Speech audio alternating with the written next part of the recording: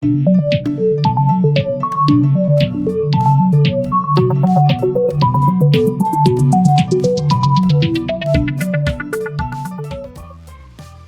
YouTube community, it's Robert S. and welcome back to Robscure Music. In today's video I bring you yet another musical trivia quiz. And this one, much like my last one about grunge music, is very specific, very narrow. Today it's bubblegum music. I picked out my most bubblegum looking shirt for the occasion, and I think it'll be fun.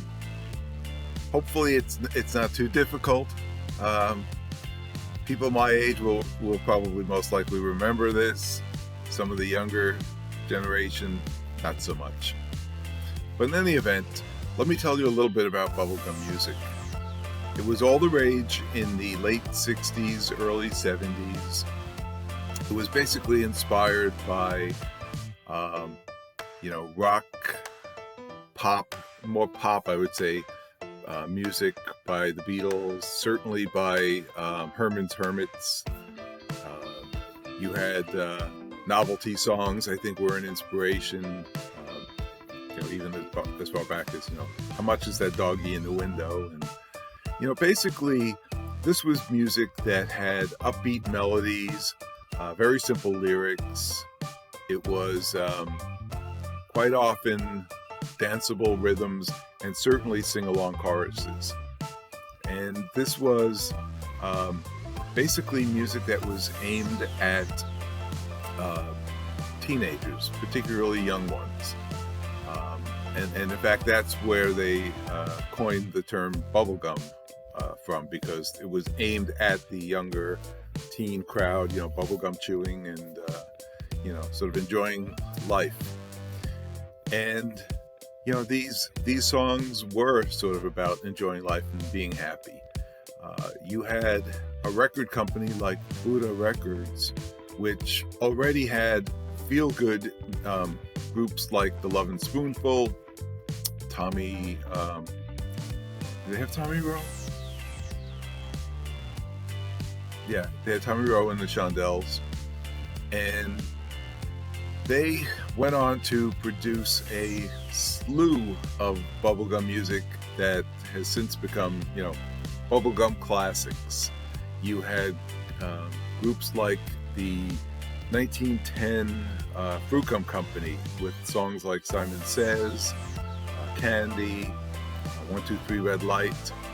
You had the Ohio Express, and what was their song? Chewy Chewy. Who else? Gimme Gimme Good Lovin', Crazy Elephant. So Buddha Records, they basically dominated this particular subgenre. And the bands typically were not real bands. They were session musicians initially. And the fact that you didn't need to have individuals in a band led to the creation of bands. And you even went so far as to have some animated bands like the Archies. And of course they had a hit with the song Sugar Sugar. And Sugar Sugar, interestingly enough, was offered to the Monkees, and Mike Nesmith certainly put his foot down and absolutely refused to do the song. I think he even threatened to punch one of the producers. They were fighting for artistic integrity.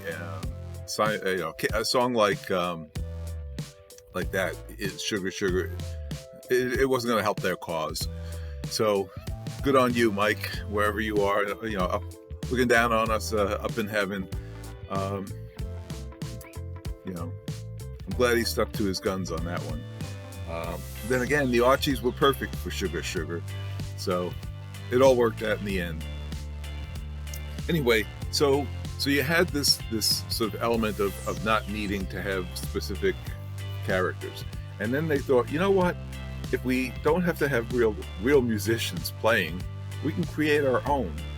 And they even went so far as to create fictional bands, make television shows about it. And you had groups like one of my all-time favorites, one that anyone who watches in the community that I'm involved in will know, the Partridge Family, one of my all-time favorites. Yes, some people will say it's a guilty pleasure. I don't feel guilty at all. I love the Partridge Family. But again, they weren't musicians.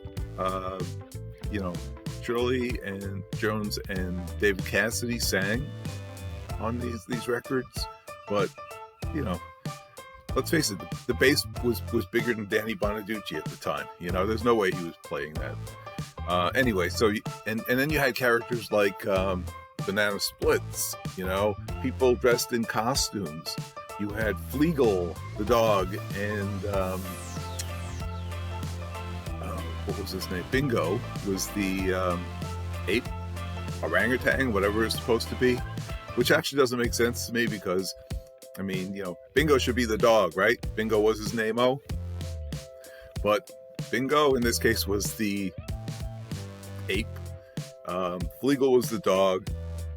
Then you had Drooper, was the lion with the sunglasses on. And then Elephant, whose name I can't remember. Oh, Snorky, I think, something like that. All he did was honk and apparently play the keyboards or something, and do sound effects.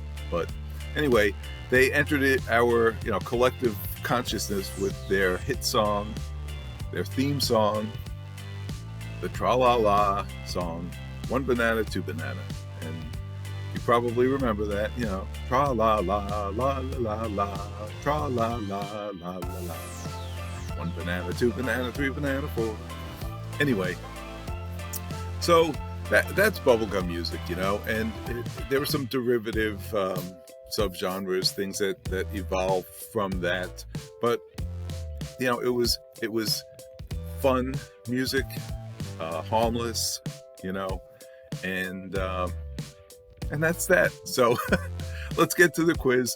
Good luck. Let me know how you did in the comments.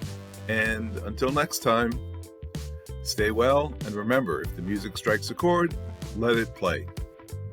Even if it's bubblegum music.